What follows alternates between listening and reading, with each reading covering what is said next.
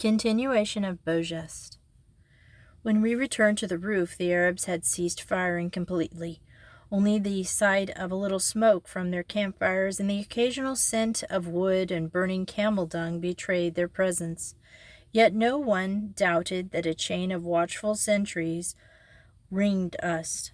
I was ordered on sentry duty for 2 hours, patrolled my side of the roof, with my eyes on the moonlit desert, where nothing moved and whence no sound came. When relieved, I had a little chat with Saint Andre. Dawn will be the dangerous time. They'll rush us then, he said. It will want quick shooting to keep them down if they come all together and on all four sides at once.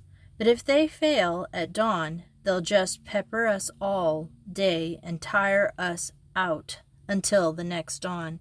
They think they have all the time they want. Haven't they? No, Lejeune is certain that one of the Groms got away. The Arabs couldn't get them both, he says. He had them planted at opposite sides of the fort and half a mile apart. What about the Turks' ammunition? The more they spend, the more determined they'll be to get ours, and more likely to put their money on a swift dawn rush with cold steel. I lay down and fell asleep, to be awakened by the bugle and Lejeune's shout of "Stand to." There was no sign of either dawn or Arabs. From the center of the roof, Lejeune addressed the diminished garrison of Fort Zanderneuf. "Now, my birds," he said, "you're going to sing, and sing like the joyous larks you are. We'll let our Arab friends know that we're not only awake, but also merry and bright. First, the marching song of the Legion. All together, you warbling water rats, now." And led by his powerful bellow, we sang at the top of our voices. Through the Legion's extensive repertoire, he took us, and between songs and bugler blew every call he knew. "Now laugh, you merry, carefree swine, laugh. You, Vogue, up there, roar with laughter, or I'll make you roar with pain." A wretched laugh, like that of a hyena, came down from the lookout platform. It was so mirthless, a cackle, and so ludicrous, that we laughed genuinely. "Now then, you sniggering soup-snatchers, laugh in turn," shouted Lejeune. "From the right, you start, Gotto." And so round that circle of doomed men among the dead ran the crazy laughter, the doomed howling noisily, the dead smiling secretly out to the silent desert. The Arabs must have gathered that we were cheerful and defiant, for no dawn attack came. Perhaps they just realized there could be no element of surprise. I do not know. But when the sun rose and they again lined and the sand hills and opened their heavy fire upon the fort, every embrasure was occupied by an apparently unkillable man, and every Arab was exposed himself and paid the penalty. But not all those who lined the walls of Zanderneuf were beyond scathe. Now and then there would be a cry and a gurgling grunt, and a man would stagger back and fall, or die where he crouched. And in every case Lejeune would prop the body in the embrasure whence it had fallen. As the morning wore on, Lejeune took a rifle and, crouching beside the dead man, fired several shots from each embrasure, adding to the illusion that the dead were alive. Later still, he set one man to each wall to do the same thing, to pass continually up and down, firing from behind the dead. When the Arab fire again ceased towards midday and our bugle blew the ceasefire, I hardly dared to turn around. With a sigh of relief, I saw Michael among the few who rose from their embrasures at the order, "Stand easy." But of all those who had sprung with cries of joy at the shout, yesterday morning, only Lejeune, Saint Andre, Michael, Vogue, Gotto, Verine, and 3 others and I were still alive. The end seemed inevitable. 10 men cannot hold back 1,000. Have the men below for soup, ordered Lejeune. Back as soon as you can. And Saint Andre took each alternate man. Soon soup was ready, although the cook was dead, and we sat at table as though in a dream, surrounded by the tidy beds of dead men. Last lap, said Michael, as I gave him a cigarette. Last cigarette, last bowl of soup. Well, well. It's as good an end as any, if a bit early. Look out for the letter, Johnny. And he patted the front of his sash. Oh, come off it, I growled. The relief is halfway here by now. It's as likely that they do my posting for me, Beau. No, Johnny, I feel it in my bones. I'm in for it, and thank the Lord you're not. He gave my arm a little squeeze above the elbow. His little grip and squeeze of my arm had been one of his greatest rewards all my life. As we returned to the roof, Michael held out his hand. Goodbye, dear old Johnny, he said. I wish I hadn't dragged you into this, but you'll come out all right. Give my love to Dig. I wrung his hand. Goodbye, Beau, I replied. Or rather, au revoir. Of course, you didn't drag me into this. I had as much right to assume the blame for the blue water as you and Dig, and it's been a great lark. He patted my shoulder as we clattered up the stairs. Lejeune assigned one side of the roof to Michael and the opposite one to me. Vogue and Verine were sent to the other two. The others went below. Our orders were to patrol the wall and shoot from behind a dead man whenever we saw an Arab. Lejeune himself went up to the lookout platform with his field glasses and swept the horizon in the direction of Takatu. Apparently he saw no sign of help. Nothing moved on the sandhills on my side of the fort, and as I watched over the heads of my dead comrades, I wondered how much longer this could last, and where on earth all the horrible flies came from. When the other half of the men returned from below, 2 men were posted to each wall, Saint Andre and Lejeune remaining in the center to support whichever side of the fort should need it most. The Arabs must have been deceived, for they came no nearer and fired impartially at the corpse-guarded embrasure. Glancing round as I darted from one embrasure to another, I saw that both Lejeune and Saint Andre were in the firing line now, and that Lejeune had one wall to himself, and there were only 7 of us left. Michael was among them. The Arab fire died down. Lejeune himself picked up the bugle and sounded the ceasefire. Saint Andre, Gatto, and I were sent below to get food, and we spoke not a single word. Saint Andre kept dabbing his face with a rag, where a bullet had torn his cheek and ear. When we returned, Michael and the others went down. Lejeune paced the floor, humming a song, to appear cool and unconcerned. Not an Arab was to be seen. Not a shot was fired. I wondered whether they withdrew for meals or for prayers, or whether they fired so many rounds per man, then awaited their reliefs. Certainly it was a leisurely little war on their side. A shot rang out. "Stand to!" shouted Lejeune, and he blew the assembly, as though calling up reserves to the already well-manned walls. The firing recommenced and grew hotter, and an ominous change took place in the Arabs' tactics. While a heavy fire was maintained from the crests of the sandhills, men crawled forward and scratched shallow holes in the sand. Nearer and nearer they came. They were going to assault again. I rushed from the embrasure to embrasure, pausing only long enough to sight my rifle on an Arab. Lejeune was like a man possessed, loading and firing, rushing from one side to the other to empty his gun. Why from one side to the other? I found myself asking, as I loaded and fired. Then, glancing round, I saw the reason. There was no one defending the 2 walls that ran to the left and right of mine. Lejeune was defending both walls at once, and only one man was defending the wall behind me. Swiftly I looked across. It was not Michael. Only Lejeune and Saint-André and I were on our feet. This was the end. Michael was gone. I should follow him in a minute. Cramming another clip into my hot rifle, I looked across again. The opposite wall was now undefended. Rushing across the roof, Lejeune shouted, "Both walls!" And I dashed across and emptied my magazine from the other side, a shot from a different embrasure each time, and then back again I ran and got off a burst of fire along the opposite wall, and so Lejeune and I held Fort Zanderneuf 2 against 1,000.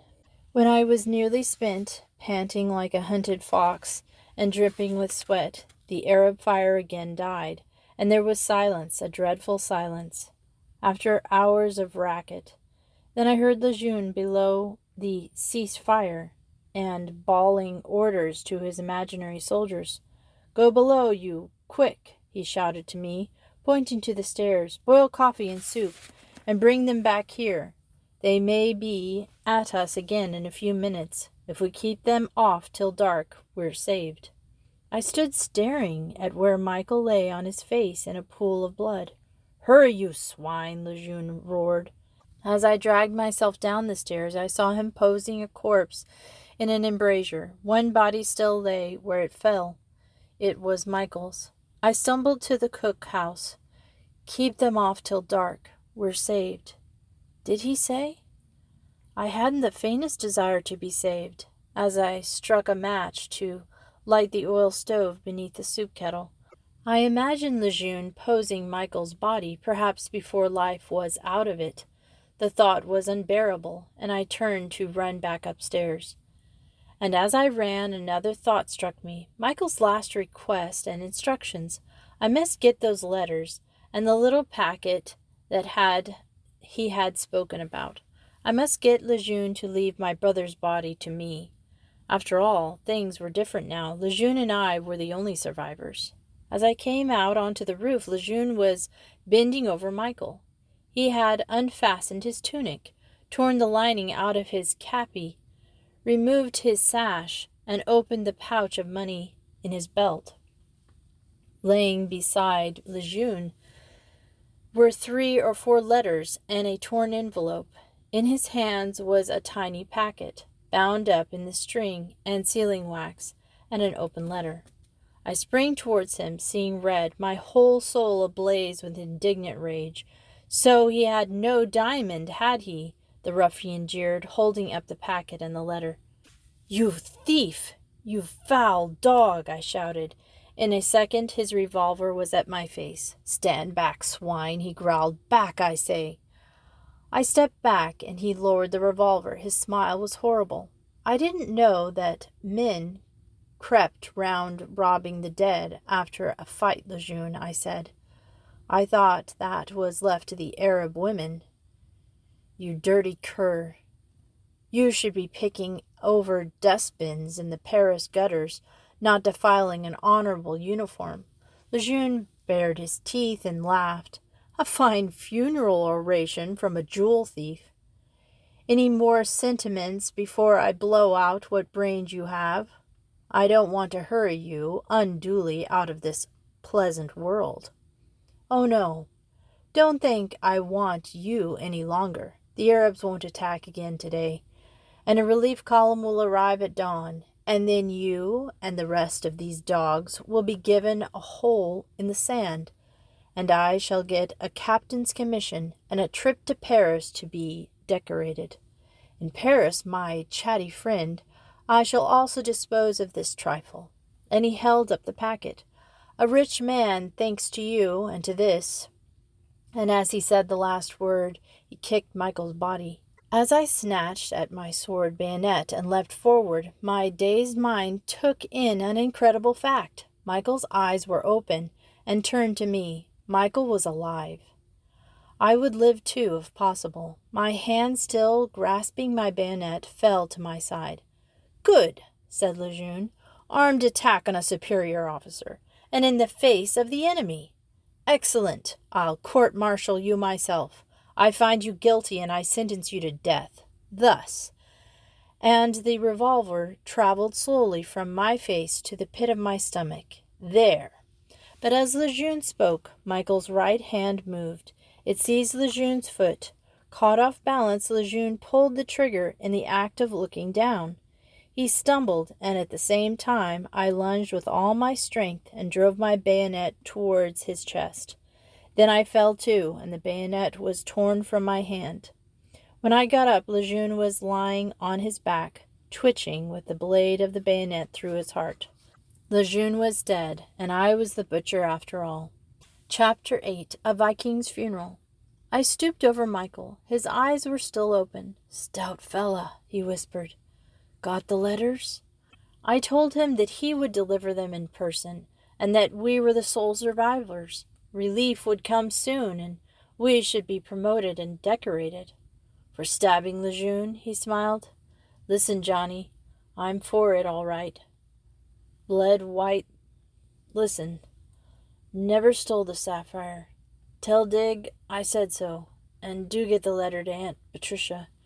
You mustn't wait for the relief. When they see Lejeune's body, they'll shoot you. Get away, in the dark tonight. If you can't, I killed Lejeune. I helped you anyhow." I do not know what I said. "Listen, those letters. Leave one on me. In my hand. Confession. No need for you and Dig to carry on with the game now. You must get the confession published or it's all spoiled." "You've nothing to confess, Beau, old chap," I said. "Half a minute. I'm going to get some brandy."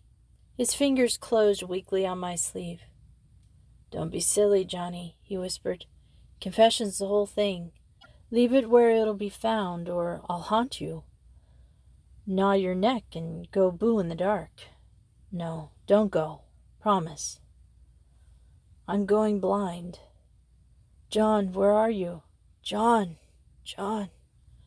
Within 2 minutes of saving my life, my brother, noble-hearted Beau, was dead. I could not weep. I have not the gift of tears. For I had something to do for Michael. His last words had laid a charge on me, and I would no more fail him when he was dead than I would have when he was alive. I turned to the letters. One was addressed to Lady Brandon, other to Claudia and Digby, and one to me. Still another was crushed in Lejeune's left hand. The envelope from which he had torn it lay near. It was addressed to the Commissioner of Police, Scotland Yard. Poor Michael's confession of something he had never done. I was tempted to destroy it, but his words were still in my ears. I must get the confession published. Well, let it remain where it was. It would get enough publicity, found in the hand of a murdered commandant. I picked up the packet that Lejeune had dropped and put it with 3 of the letters into my pocket. I then opened the one addressed to me. It ran as follows: "My dear John, take the letter with the packet to Brandon Abbas as soon as you can, and the one for Aunt Patricia solves the mystery of the blue water. Meanwhile, I beg you to see that my confession addressed to the Chief of Police is made public. It is what we all bolted for, averting suspicion from innocent people, including your Isabel, don't forget, Johnny boy. We took the blame between us, and the first of us to die should shoulder the lot. It is not the dead, but the living we have to think about, and though you spoiled my plans by your balmy conduct in bunking from home, you can put them right by doing as I say. Goodbye, dear old stoutest of stout fellas. See you in the happy hunting grounds. Beau. P.S. Don't come near me there, though, if you destroy that confession." I put the letter down and looked at his face. It was peaceful, beyond its usual strength and beauty. I closed his eyes and folded his hands upon his chest. A heavy faintness formed the only sensation of which I was now conscious, and I think I must have fallen into a state of semi-coma, for I was suddenly aware that a new day was dawning, and for a minute I gazed around at the extraordinary sight that met my eyes: the blood-stained roof, the still figures crouching in the embrasures, my bayonet protruding from Lejeune's body, and Michael's calm, smiling face, as noble in death as in life. "I must go, Beau, old chap," I said aloud. I knelt and kissed him for the first time since babyhood. Only then, not till then, did I remember the Arabs. There was no sign of them whatsoever, alive or dead. Yet I should not be doing much for Michael if I walked straight into either of their hands, or those of the relieving force from Takatu. Somehow I must evade the entire population of the desert between Zandernoef and safety.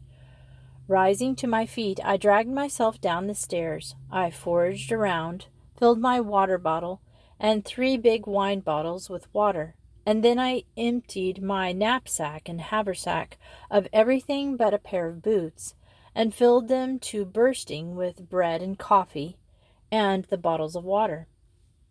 After eating and drinking all I could, I shouldered my burden and returned to the roof for a last look round. There still was no sign of an Arab, though there might have been any number beyond the oasis. I turned to Beau for the last time. "Goodbye, Beau," I said, and as I spoke I almost jumped, for the brooding silence was broken by several successive shots. Crouching, I ran back to the side of the roof and looked. On a distant sandhill was a man in uniform on a camel. He was waving his arms and firing his revolver in the air. It was a French officer. The relief had arrived from Takatu.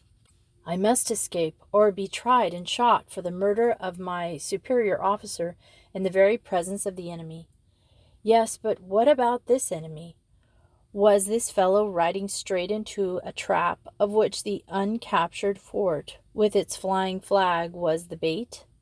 That might be why there had been no dawn assault.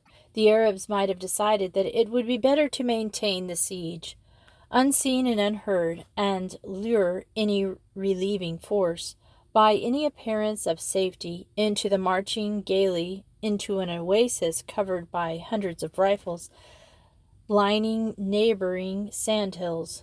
They could massacre the relief column and then turn to the fort again. As these thoughts flashed through my mind, I decided that I must warn the man riding gaily to his death. Seeing the walls lined with soldiers, the flag floating above them, and no sign of an enemy, he would conclude that we had driven them off, and a whole column must be close behind him, comrades of ours who had marched day and night to our relief. I could not let them walk into the trap, deceived by the very ruse that had deceived the Arabs. I decided I must warn this officer, even though it might mean death instead of escape. What to do? Should I run the flag up and down, wave my arms and dance about on the lookout platform? As likely as not, he would take any such sign as a signal of welcome. If I were he, until actually fired upon, I should certainly suppose I was safe. Exactly, until fired upon. Resting my rifle in an embrasure, I aimed as though my life depended on hitting him. I then raised my foresight half an inch and fired. Rushing to another embrasure, I took another shot, this time aiming to hit the ground in front of him. If he walked into an ambush now, he was no officer of the 19th Army Corps of Africa. He halted. That was enough. Rushing across to the far side of the roof, I dropped my rifle over, climbed the parapet, and then dropped onto the sand. Snatching up my rifle, I ran as hard as I could to the nearest sandhill. If this were occupied, I would die fighting, and the sounds of rifle fire would further warn the relief column. The sand hill was not occupied, and I crept into a deserted Arab trench. From there I could watch the fort and oasis, unobserved, while I awaited cover of darkness to escape. As I lay gazing to my front, I was astonished to see the French officer come round the corner of the fort alone, proceeding as unconcernedly as if he were riding into the streets of Sidi Bel Abbas. Round the walls he rode, staring up at the dead defenders. Well, I had done my best. I had risked my own safety to warn him. If the Arabs got him and his men now, it was not my fault. When I saw that the relieving force was approaching slowly, carefully, preceded by scouts and guarded by flankers, they were handled by somebody more prudent apparently than the officer, and were by no means disposed to walk into an Arab ambush. Soon I heard the trumpeter summoning the fort. I could imagine the bewilderment of the officer waiting for those gates to open while the dead stared at him and nothing stirred. As I waited for him to send somebody in to open the gates, I came to the conclusion that the Arabs must have departed altogether. I wondered whether this had been due to the fort's apparently undiminished garrison, or to the news from their scouts of the approaching relief. Anyhow, gone they were. The officer, his sous officer, the trumpeter, and the fourth man now stood in a little group beneath the wall. I gathered that the fourth man was refusing to climb into the fort, and the officer drew his revolver and presented it at the man's face. Finally, the trumpeter, his trumpet dangling as he swung himself up, climbed from the back of his camel to a projecting waterspout and through an embrasure. I expected to see him reappear at the gate and admit the others, but he never did. About a quarter of an hour later, the officer himself climbed up and entered the fort. Again I expected to see the gates open a minute later, but nothing happened. The minutes dragged by. The relief columns stood still as statues, staring at the fort. Presently I heard the officer inside the fort bawling to the trumpeter. The men outside began to move toward it in attack formation, and another squadron arrived on mules. But just then the gates were thrown open from within, and the officer came out alone. He gave some orders and re-entered the fort with his second in command. A few minutes later the latter reappeared and evidently gave orders for camping in the oasis. Before long there would be men posted on all four sides of the fort in a big circle. After a good look round, I made a bolt to the sand hill behind me. Then, keeping the fort between the oasis and my line of retreat, I carried out a careful retirement until it was half a mile away and among the big stones that crowned a little hill. Here beyond the circle I would be safe until the moon rose, and I could set out on my fairly hopeless journey. Fairly hopeless, absolutely hopeless, unless I could secure a camel. Yet killing a man to get his beast was nothing better than cold-blooded murder. A more acceptable notion was to try to steal a camel from the oasis during the night. It would be extremely difficult, but I was in uniform, and with bluff and luck it might be done. The luck, of course, would lie in the camel guard being unaware that I wasn't a member of the relief force. Anyway, I decided to wait until night and see what happened. Then, in spite of the heat and my unutterable misery, I fell asleep. When I awoke, it was evening.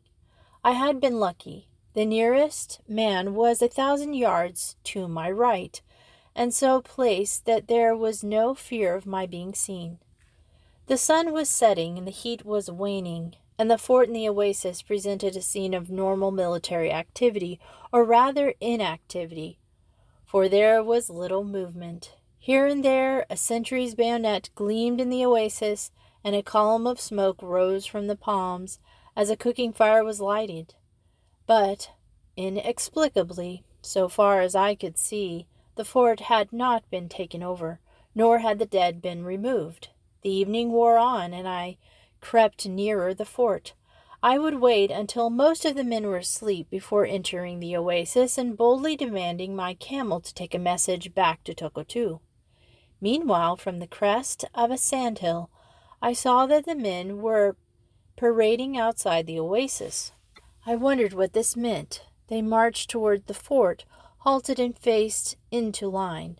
I concluded that their commandant had given them an off day after their march and was now going to work them all night at clearing up the fort and burying the dead. Anyway, he now rode forth on a mule and started to address them. Suddenly the men standing beside him cried out and pointed to the fort. I looked too, and very nearly sprang to my feet at what I saw. Zandernoof was on fire. It had been set alight in several places. What might this mean? Surely it was not by order. No, even as I watched, I was aware of a furtive movement on the roof of the fort, carefully keeping the gate tower between himself and the troops. A legionnaire was doing precisely what I had done. I saw his cap as he crept below the parapet. I saw the rifle fall, and a moment later, as a column of smoke shot up, I saw him crawl through the embrasure and drop to the ground. Who could he be, this legionnaire who had set fire to the fort? He certainly had my sympathy. I must see that he did not crawl in the direction of the men to my right. I began creeping in a direction that would bring me onto his line of retreat in time to warn him. A few minutes later he saw me and hitched his rifle forward. Evidently he did not intend to be taken alive. Very naturally, after setting fire to the fort. Perfectly good fort. I drew out a handkerchief and from the obscurity of a sand valley waved it. I then laid my rifle down and crawled towards him. I noticed that he was wearing a trumpet slung behind him. As I came closer, I was conscious that the strange contraction of the scalp which has given rise to the expression, his hair stood on end with fright. I myself was not frightened, and my hair did not stand on end, but I grew cold with wonder as I saw what I took to be the ghost of my brother before me, looking perfectly normal and alive. It was my brother Digby, Michael's twin. "Hello, John," he said as I stared open-mouthed. "I thought you'd been knocking about somewhere. Let's go off to a healthier spot, shall we?" For all his casual manner, he looked white and drawn. His hands were shaking. "Wounded?" I asked, seeing the state he was in. No, not physically. I have just been giving Michael a Viking's funeral," he replied, biting his lip. Poor Digby! He loved Michael as much as I did, and he was further bound to him by those strange ties that unite twins. I put my arm across his shoulders as we lay on the sand between two hillocks. "Poor John," he said at length, mastering his grief. "It was you who laid him out, of course. You saw him die." "He died trying to save my life, but he left a job for us to do. I've got a letter for you. Let's get well out of sight and lie low till we can pinch a camel." I led us clear of the men and nearer to the oasis, giving Digby my story as we went. Soon we were ensconced behind the crest of a sandhill, overlooking the oasis and the burning fort. "Well," said Digby in a trembling voice, "you're not going to spoil Michael's funeral, nor are they going to secure any evidence of your neat job on Foul Lejeune. You're going to be attacked by Arabs." And he raised his rifle. "Don't shoot anybody, Dig," I said. These people were now technically our enemies and might soon be our executioners, but they were still our comrades and innocent of offense. "Not going to, unless it's myself," he replied. "Come on, play Arabs with me." And he fired his rifle, aiming high. I followed his example, shooting above the heads of the officers, as I had done before that day. Again and again we fired at the men, and left and right. of us joining in and showing their zeal by firing briskly at nothing at all, unless it was at each other. It was a sight worth seeing, the retreat of that company.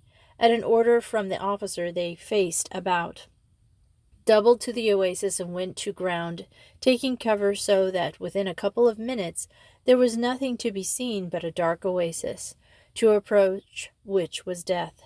"Good work," said Digby, "and they can jolly well keep there until the fort is burned out. We'll go in later on and get camels, as the men whose camels have been shot by these attacking Arabs." He then proceeded to give me an account of all his doings, beginning with how his escouade had been ordered from Tonaut Azal and Takatu. Here they had found, of all people, the spy officer who had once visited Brandon Abbas, now Major de Beaujolais, assigned to duty with mounted units in the territory military of the Sudan. The major had not recognized Digby, of course. It was this very friend of boyhood days whom I had been trying to warn against what I thought was an ambush. At Takatu, news had been received that Zandernouf was besieged by Turks, and de Beaujolais had set off at once. The rest I knew until the moment when I had seen Digby, de Beaujolais' trumpeter, climb into the fort. "Well, of course, I was the only one who actually wanted to go into the fort," said Digby, "and you know what I saw as soon as I got the chance, so you can imagine what I felt. Leaving Beau's body, I dashed below and rushed around to see if you were among the wounded, then realized that there were no wounded. That meant that they had cleared out, and it crossed my mind that it was probably your bayonet anointing Lejeune's body. Anyway, I went dotty. My one idea was to give Beau the funeral I had once promised, and then to follow you up. When I heard someone climbing up the wall, I rushed into the punishment cell and hid behind the door. Soon I heard de Beaujolais bawling for me. Later he and the sergeant major actually looked into the cell, but they never saw me. At last, when I felt certain that there was no one about, I crept up to the roof again and took a look. There was a sentry at the gate, and the company was evidently going to camp in the oasis before entering the fort. I crawled over to where Beau lay, heaved him up in my arms, and carried him below to a bed in the barrack room. All round the cot I laid piles of wood from the cook-house and drenched it with lamp oil. I did my best to make it a real Viking's funeral. My chief regret was that I had no Union Jack to drape over him. However, I did the best I could, and covered the pyre with sheets of canvas and a spare tricolor. It wasn't what I would have liked, but he had fought and died under it, so it served. It served. Digby's head had nodded as he talked, and he was like a somnambulist, and I tried to stop him. "Shut up, John. I must get it clear. Oh, Beau, I did my best for you, old chap. There was no shield, no spear. I had to use your rifle and bayonet to lay beside you, but I did put a dog at your feet." "A dog?" I said. I feared he must be going mad. Yes, a dog crouching with his head beneath his heels. I did not carry it down, as I carried Beau. I took it by one foot and dragged it down. "Lejeune?" "Yes, Lejeune, with your bayonet through his heart. Well, when all was ready, what do you think I did, John? I fell asleep and slept till evening. I was more my own man when I woke up. I went to the roof to see what was doing. The company was parading, and I thank God that I had awakened in time. For a few minutes they would be marching in to take over.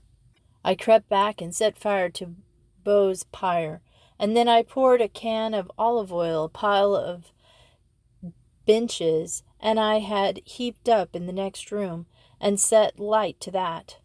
I knocked another can over at the foot of the stairs and lit it, and bolted up to the stairs, of the lookout platform, did the same, and by the time it would have taken more water than there is in the whole Sahara to put the place out, I decided it was time for me to shove off. He yawned. So I came to look for you, John. To look for... Digby was asleep. I watched for an hour or two. It was extraordinarily silent. In the oasis even the camels and mules were behaving as though aware that the night was unusual. Not a grunt or a bray broke the stillness. Having decided that Digby had slept long enough, I woke him and said, "What about it? Are you going to have a shot at a camel, or are we going to march?" "Oh, quiet," replied Digby, and went to sleep again in the act of speaking. This was not helpful, and I was trying to decide whether to give him another hour when I saw 2 camel riders leaving the oasis. I rubbed my eyes. No, there was no doubt about it. 2 well-fed, well-watered camels were coming towards us. I did not for one moment think of shooting their riders, but as the camels drew nearer, I crawled down the reverse slope of my sandhill and ran along the valley at its base until I was on to their line. I did not know what I was going to do. Then suddenly a well-known voice remarked conversationally, "We sure gotta put them wise, buddy. We don't want nothing to eventuate to the poor boobs." "Hank!"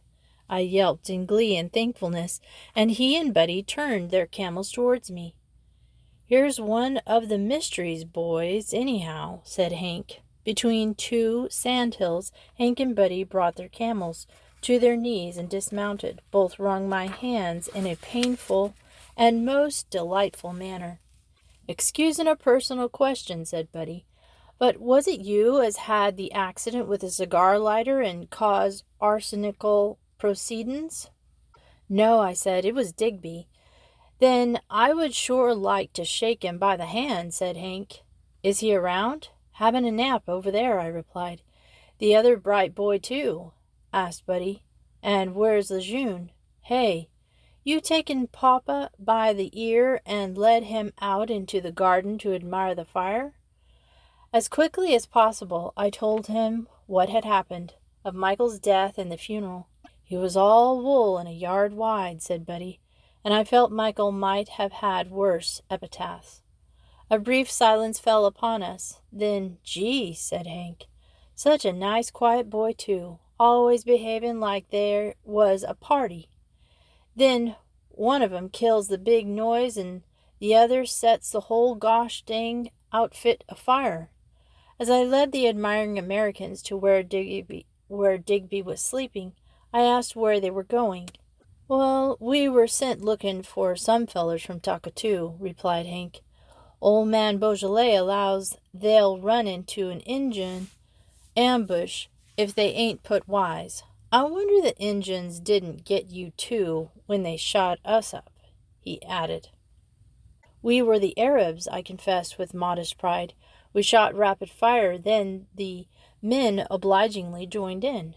"Gee," admired Buddy, "and that Lion Schneider sworn he shot 7 of you himself. Thinks he ought to get a medal." I had difficulty rousing poor Digby, but when he realized that Hank and Buddy were present in the flesh, he was soon very much awake. "Say, boys," we went on, after greeting them and hearing their tale, "do you think you could be attacked by about 150 of us Arabs and lose your camels?" "They'd be shot beneath you. You would have peace with honor, and they'd have a chance to save our lives." Hank looked at Buddy and then said, "Forget it, son." I was surprised and disappointed, more at the attitude than at the loss of camels. "We won't fight you for them," said Digby, "but I wish it had been someone else." "Why someone else?" asked Hank. "Don't you like us?" "Yes, but just at the moment I'd like your camels better." "Well then, you got the lot, ain't you?" said Hank. "Do you mean you're coming with us?" I asked, astonished. "You sure said a mouthful, Beau," replied Hank. "Did you figure we'd leave you innocent children to wander about this sinful world on your own?" After you killed the big noise and obliterated their blockhouse? Put in Betty. 'Twouldn't be right. Well, we figure you're two bright boys, but you ain't got no chance on a lone trail. You don't know a sagebrush from frijoles. You can't tell mosquitoes from a pinto hoss. Therefore, we gotta come along. Sure thing, agreed Hank. And time we've a moose, too, or we'll have that Senegalese a-treadin' on us. A minute later, each of the camels bore two riders, and we were padding off at a steady 8 miles an hour. Any particular direction? Asked Hank, behind whom I was riding. London? New York?